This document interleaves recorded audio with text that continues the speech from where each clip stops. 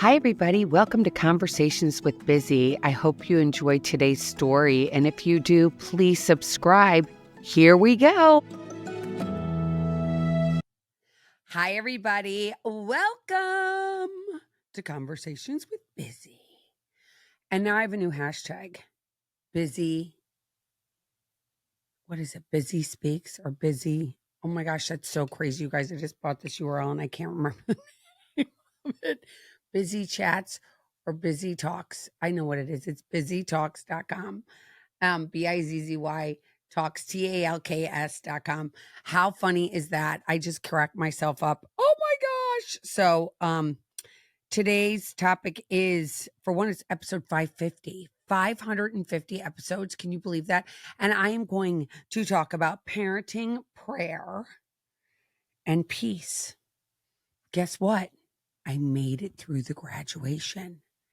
And you're probably like, oh, I had no idea you were going to have a problem at the graduation. And the reality was, do we always make something bigger than it's going to be? We make it into something in our heads. My little brain can foreshadow doom and gloom like no other.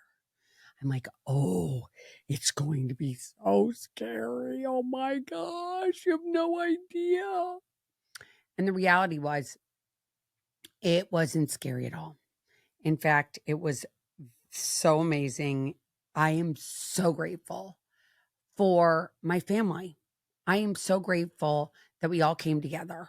Everybody came together. It was myself, my husband JF, aka John. It was my 3 kids and my ex-husband and all my kids' partners, spouse, fiance. So everybody was there and everybody got along. And it wasn't about anything but my daughter Hadley graduating from law school. We were there to celebrate her. See, she was one of those kids who, had COVID happen. So her graduation from the College of Charleston was literally the 2 of us sitting there outside on looking at the computer screen, watching her graduation with the professors in little squares. Like, it used to be the Hollywood squares it would remind me of when you would do Zoom. But literally, that was my daughter's graduation from the college. And it wasn't like this big, they do an amazing job at the College of Charleston, and she missed the entire thing. And we had reservations at all these restaurants, hotels, da, da, da, da. She never got it. So everybody got to Vermont, which, let me tell you, is not an easy place to get to. I mean, everybody, well, we didn't have a problem because we literally left Florida. We were on like the first flight out of Florida, out of West Palm Beach, Florida, to Boston. So we got there on time. Then we rented our car, and it's 2.5 hours to get 2.5 to 3 hours to get to where she is in Vermont. And we did it. That was no problem for us. My youngest son and his fiance, they made it. And so did my first husband. He made it on time. So everybody was there. And then my oldest son and his wife had like total problems. They flew via Newark, which of course everybody knows is a total, hole right now. And it's just a total mess. So they didn't get, my son ended up not even flying in till the next day, Saturday morning. I think he was on the first flight to Burlington, and they had to drive. They didn't even get there before the ceremony. But guess what? It all worked out. It was amazing. My daughter is so wow. Wow, wow, wow. It's interesting when you watch your kids, right? It just is. And she's 27, she'll be 28 in November. But when she left the college, she was kind of like, what am I going to do, Mom? What am I going to do? And she had been working in a bakery, an amazing bakery, by the way. And my daughter's an amazing, amazing chef. She's just amazing. She's such a good baker. It's unbelievable. And when she was at the college, she worked at a bakery in Charleston, and it was amazing. She learned so much. She made dressings, and she's vegetarian, so she learned so many things while she was there. And when she left there, I was like, are you sure you don't want to run the bakery? She's like, Mom, I do not want to run a bakery. I want to go to school. I want to become a lawyer. And I was like, okay. And then she got this offer to go to Vermont. And she's like, I'm going to Vermont, which I knew was her. But, because of whatever circumstances, mom and daughters always have a hard time, including us.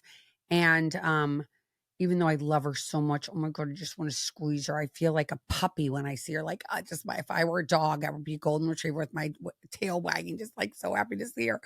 But she found her group there and her groove in Vermont, and to be able to witness that during her graduation was such an amazing experience. We were at the town, they have two little coffee shops in the town of South Royalton where Vermont Law School is, and Hadley and her friends rented out a one of the coffee shops, and I stopped along the way. We got balloons and that sort of stuff so she could decorate with her friends. And then they had this wonderful party, and everybody's family was there, and it was wow. It was crazy because I remember at one point looking, because they were doing superlatives of their friends. So what they would do is they'd put a baby picture of their friend and then the picture of them now, present day. And then in the middle, I don't know who designed it. I don't even know if my daughter did it, or if her partner Hannah did it, or who did it, but one of them did it. And in the middle, it said what the superlatives were about the people. And my daughter, of course, was the best. Like, she's like an amazing chef, and just funny things that they share between each other. So they had a screen up and they were playing this, playing the video. And I was just like watching, and being a voyeur in your own child's life is such an amazing gift, isn't it? And I got to sit back and tears, of course, I was crying a ton. And I just looked at her and I was like, wow. Wow, wow, wow. You're like St. Elmo's Fire. I mean, it felt like the love that they captured in that movie, St. Elmo's Fire. Obviously, it was missed. Demi Moore was not in the corner doing blow, and there was no Judd Nelson. It was, or no, it wasn't even Judd Nelson. It was Rob Lowe, who was like the bag boy. There was nobody like that. But what I just saw was what they represented in that movie, which was this friendship and this love that I think there were 5 of them, and they were it was amazing. They're going to Alaska and they're going to Boston. My daughter's going to Boston with 3 of her other friends. One's going to New York. No, 2 are going to New York, and 3 are going to New York. So it is just so fun to watch and to know that she has had such a crew to hang out with and support her on this journey, because let's face it, law school is not easy. Family isn't easy, but having a group that you pick. I had somebody actually reach out to me today from the program, and she said, I'm in a really bad place right now. And it was like, oh my gosh, what's going on? And she's like, well, can I have the Zoom info that you have? And I'm like, I don't have the Zoom meeting anymore. I said, you really need to get it with your people. And that is physical, like with your people wherever you are, wherever you live. And that's what I love so much about his 12-step program. And this, like watching my own child go through this with her own friends and see how, they went through something really hard. 3 years of law school is pretty intense. And now they're all going to study together for the bar. And again, watching that and knowing that they have this community to share with each other just helps raise you up, right? There's that old saying, if you have a total community, you will live much longer because you have the friends that you have, and they help take you along your path. And to be able to witness that this past weekend was so amazing. She actually gave me this hat, which is so fun. She designed it herself. I think Hannah, her partner, helped her. And there is a patch that says, if you're not watching this on YouTube, I just took my hat off. So if you're just listening to me, there's a heart and there's a flamingo, because she knows I love flamingos. And I bet they didn't have a spoonbill because they hardly ever do. And then it says Garden Gangster, because she knows how much I love to garden. And what an amazing Mother's Day gift. I got a couple weeks late, but it doesn't matter the timing, does it? It's just that it arrived. That's all that matters. In my hand, she got to give it to me, and I love it. So I had to wear it for her today. I don't really talk about my daughter's sexuality, and I keep talking about her partner, Hannah, and my daughter is they, them. And we all know where I sit politically. It's not a joke. I even got some hate mail in the mail today about being a conservative and voting for Trump, which I thought was really weird, that somebody would actually go to the extent of mailing me a letter in the mail because I voted, and they didn't sign it or anything, of course. It was just like putting me down because I'm a Republican, which I never would have sent somebody a letter. I wouldn't have sent my child, my family members that I know that are not sitting on the same side of the aisle as I am, I would never go to that length and send somebody a note and say, "Oh my gosh, you voted for this person and I don't like them." And wow, so I got that today. But what I have to say is with my daughter, and she's, been they them, and it's hard, right? When your child is like presenting themselves in a way that you might not want them to present themselves. And you're like, well, wait a minute. I thought there was only boy and girl. And then, after COVID, that stupid COVID thing again, we got into all of this different, definitions and adjectives to describe a human being. And my daughter, went to they, them. And I don't talk about it because it's just, it makes me uncomfortable, just so you know. It makes me uncomfortable. And I don't know if it's just because it makes me uncomfortable because I don't understand it, because I do think there's only two sexes. I don't think there is this plethora of ways to describe a human being. I think you're either a woman or a man. I don't think that there's like this not, I mean, I was lucky enough to give birth to a boys and girl, and I can tell you they're different entirely. Well, for one, the three of them were completely different anyway. But then on top of it, to know that the boys picked up the trucks and went vroom, vroom, and they picked up a step and went bang, bang, like it was a gun. And my daughter's, she had all these baby dolls. I mean, she had so many baby dolls. And I don't know, is it nature versus nurture? I have no idea. But I just think that it has taught me is that it doesn't matter. It really doesn't matter. I think for my daughter, it matters. I don't know what it's going to be like in the future. I have no idea, and I don't even want to go there. It's not my business. But I do want to say, as my daughter being different than me and being not seeing things the same way I see things, I love her just as much.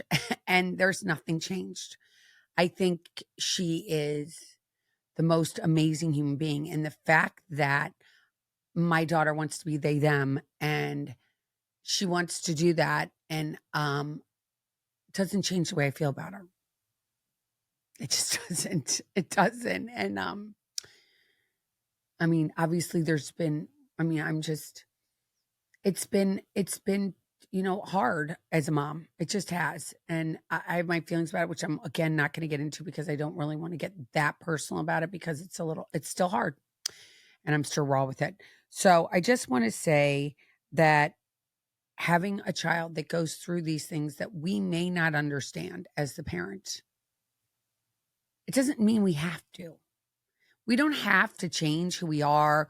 We don't have to sign up for certain beliefs just because our child believes it. It doesn't mean, I mean, I didn't believe this everything my obviously my parents believe, and I couldn't expect my kids to believe everything that I believe. And so my takeaway for you, if you're listening and you're going through something that doesn't look like the way you wanted it to look like, that's acceptance, my friend. And when I got sober, there's page 417, and acceptance is the answer to all my problems, because I'm the one that's judging it. And it's not for me to judge. I'm not God. I don't want to be God. And let me tell you, it has taken a long time to get here. And we all know I haven't had a drink in a long time, but that means nothing. Being sober and acting a certain way and being responsible for realizing everybody gets to do what they want to do, and that's okay, even though it might not have looked like what I wanted it to look like. And it is hard to change, but it's inevitable. The only thing in life we constantly do is change. And all of us go, we don't want to change. It doesn't feel comfortable. I don't want to change. And I want to judge you. And I want to judge you. And it makes me feel better to judge you, because then what am I superior? No, not at all. What it taught me is that like judgment keeps me in the dark. Judgment keeps me in the dark. And it's interesting. I got to see my son, and you guys know, I don't talk to my son. He kind of cut me out of his life. And, so when I get to see him, there's again, emotions as a mother. And he was with his beautiful wife. His wife is beautiful. And they came in and they were late. And it was definitely uncomfortable. I mean, you could feel a little bit of, I got really upset. I walked away. Thank God my husband was there and he walked with me. I talked to my ex, my first husband, the father of my kids. And I went to them as sounding board so I didn't have to react. And I prayed a lot. And I really believe that that prayer thing has changed everything. I went and 3 times I left and I went and I said, I mean, at one point my kids were laughing at me. They're like, "What are you doing, Mom? You're out on the street in the rain." And I'm like, "Yes, I am." And I would just say, 5 times, which is my total go-to, "Oh, Jesus, I surrender myself to you. Take care of everything." And I'd say it 10 times in a row. And it was, wow.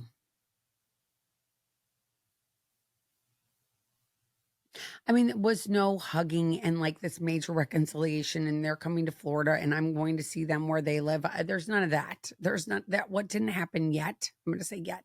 I hope it'll happen. But what I got to see is that my son, my oldest child, is thriving, thriving. He and his wife are so happy and they are thriving together. And they have this life that from the outside, now I don't live there. I don't really know any more details from what they told me, but from what I saw, the snippet, them looking at each other, holding each other's hands, being there for each other was love, was love. And isn't that what you want for your family again? My daughter is totally in love with her partner, Hannah. She's wonderful. She's absolutely stunning together. The two of them are an amazing team. My oldest son and his wife are an amazing team. And my youngest son and his fiance are an amazing team. And to be able to know that something was done right was kind of nice because let's face it, none of us have this handbook that we get that says, "Oh, you do this and you do that. You're going to have these kids that are amazing," because no, we don't get that. Um, in fact, we get the total opposite. We're like, "Oh my gosh." And we get, what are we doing right? Am I doing this right? Am I doing that right? And we constantly question ourselves. But knowing to see that it might not be, it's like nothing ever is what we envision. It's like that's the stupidest thing of me, the part of me that I can't even get to, is that my ideas are always like so simple and so like delusional on so many, like it's just the way I thought for so long was so like linear. It was like barely any color. It was barely anything, and it was just linear, and it was all just about stupid labels in my head and boxes, like boxes, checking boxes. And life isn't like that. Life is about love. Life is about being there and supporting and cheering each other on as a family. I mean, I was just sitting there just the entire time, just like thinking, "Oh my God, I'm so blessed." I have a photo with I'm standing ironically with my first husband, the father of my kids, and he's standing next to me, and I'm standing next to Henry's fiance, and then everybody else in the family, and then JF's on the other end. But I was just like, I remember being standing there in that picture and feeling like this is such a gift. I remember when my kids were little and all of us would be in church, just the four of us would be in church together, and that feeling I'd have then too. Like, everything's so good. Everything's so good. So I felt grace, you guys, and I felt healing. And it wasn't, again, like a made for TV movie or a movie that like everybody came together and fireworks went off. No, no, no, no, no. But it was like, there was a shift. I just felt a shift. And it doesn't even, it could have been 5 degrees. It could have been 0.5 degrees, but it was a little shift. And for that, I am forever grateful. And you just always have to remember that there is no timeline. I think, again, we as humans think like timelines. Like if it doesn't happen by this time, it's never going to happen. Or if it doesn't look like this by a certain time, it's not good. And we judge it again. And life doesn't have timelines. There isn't like, I'm going to get to a certain amount of days, certain amount of time, and this is going to happen or that is going to happen. But prayer, surrender, trust is kind of the dance. Prayer, again, I just said it to you earlier, let go. Just say, God, you got it. You can say something so simple as like, you got to let go. That's your prayer. Let go. Please, somebody in the universe help me. For me, it's God. But for you, it could be the trees. I don't know. But for me, it's like, God, please take this. It's too much. I can't handle it. And then surrender, like literally shaking it off if you have to. You have to shake it off, like the surrender. Like, I don't know. This doesn't feel comfortable. I can admit that. But I don't know what's going to happen. And I'm going to trust you. Again, it's like that free fall thing we did when we were kids. It's like, I'm going to fall backwards. And I'm going to trust you're going to pick me up.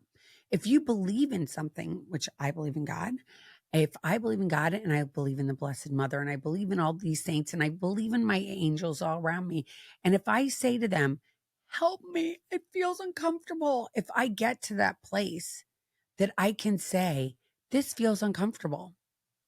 It feels uncomfortable. And I can run over and whisper in somebody's ear. Luckily, again, I said I had my ex-husband and my new husband.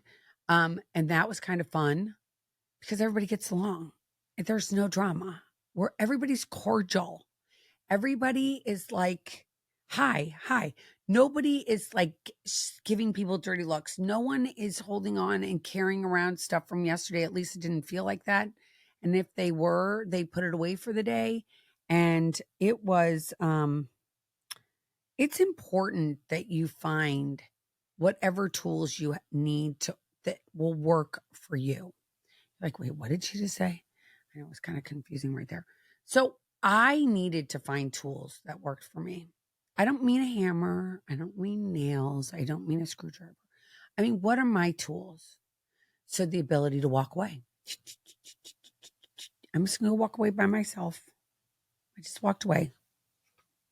Sometimes I had a friend to go with me, again, my husband and my first husband. And I went away and I talked and I prayed. I think I might have said, oh, Jesus, I surrender myself to you. Take care of everything. 40, 50 times on that day. 40, 50 times. Didn't take long to say it 10 times in a row, but I did it multiple times. And the more I did that, that gave me the sense that I'm giving it away to God. It gave me the sense of like, I'm not carrying this around. I'm just like, you take it. You take it. You take it. I'm not taking it. I'm letting you take it. Please, God, take it. Please take it. Run with it. Please. I can't carry this because it's too heavy and I don't have an answer, because it's really hard to have an answer when you can't talk to people. Like, that's the one thing I'll just say is that I think if we can communicate how we're feeling, if we let people to tell you how they're feeling and not say, no, you can't have that feeling. Just say, okay, that's your feeling. Okay. Feelings aren't facts. Feelings are feelings, and you're allowed to have your feelings. I've had many different feelings in my life. If you would have told me this would have happened this past week, I wouldn't have known. Mine would have been good or bad, probably. Maybe, oh, it's going to be okay. But I had some of my like dearest friends, and I know one of you's listening right now, and you were like, it's something's going to change. I just know it. I just feel there's going to be a shift. And she was right. There was a shift. And of course, I wish I lived closer to my kids. I wish things were different, but they are what they are. And knowing that I'm on a journey. We're all on a journey. We're not getting to a destination where we go, oh, that's it. We're there. Oh, we just got to the last stop on the bus. No, we're never going to get there. So I encourage you, wherever you are, what are the tools you're going to pick up in your, are you going to use prayer? Are you going to use meditation? Are you going to use phone a friend?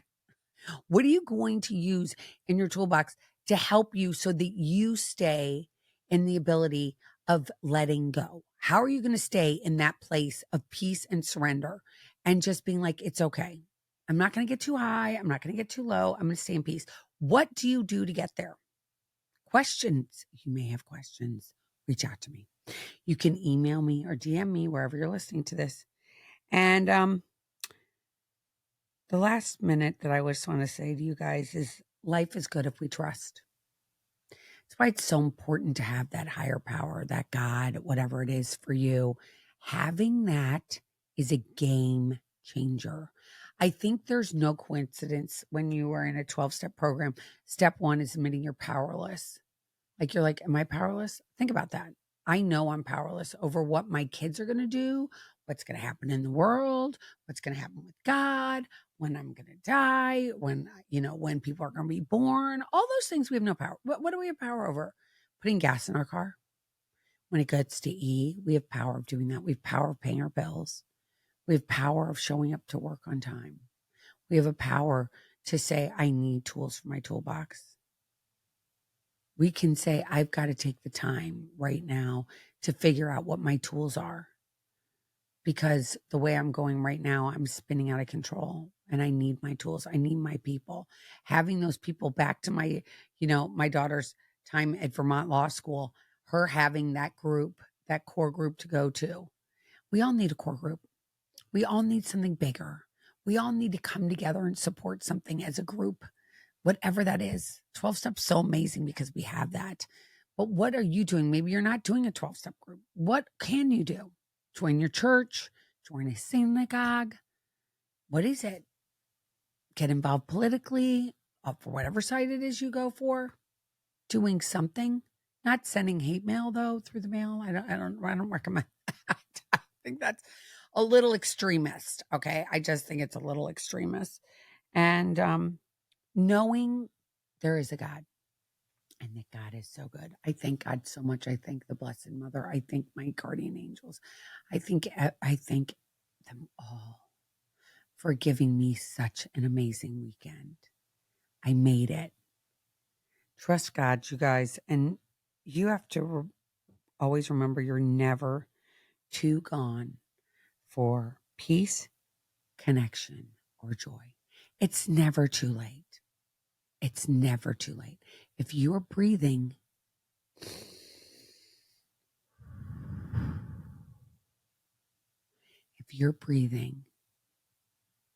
everything's going to be okay. You just might have to do this other thing besides breathe and get into action. Move it, baby. Move it, baby. Make some phone calls. Go to a meeting. Go show up somewhere. Go look it up. Go online. Go to Facebook. I don't know. Go somewhere and find out where a group is that you think sounds interesting. And go and walk and find like-minded people and find your tribe. So important. Having a tribe and connection. Because guess what? Once you have that, you have joy. It's kind of crazy how that works. Well, I want to thank you again for listening. You will see my new hashtag underneath this, wherever you're listening to this. I hope you like it. I hope you'll use it. And I hope you liked today's show. And if you did, please share it with your friends, family, whomever. And just know it's never too late. You're not alone, number one. For me, I am not God. God is in heaven. I know life gets lifey and it's hard, but it only is as hard as I want to make it in my own brain. If I have that connection, I can find the joy. And if I have the friends I have, I'm going to have peace and love and tranquility in my life. And that, I can tell you, my friends, I strive for all the time. So that's enough for me. Have a fabulous Wednesday or whatever day you're listening to this. And know you're not alone. And if you want to reach me at elizabeth@elizabethchance.com. You can also send me a message to my inbox. And you can also go on my website and sign up to get my newsletter. And if that is not working for some reason, because that MailChimp is not working for me, I don't know how to use it properly, go to elizabethchance.com, elizabeth.com. And everything I do is on there. You will find my podcast under podcasts. You'll find my newsletters under newsletters. You're going to find my tips if you want to. There's a questionnaire there. If you think you have a problem with alcohol, that'll help you. There's so many tricks and little tips on that website. Go check it out.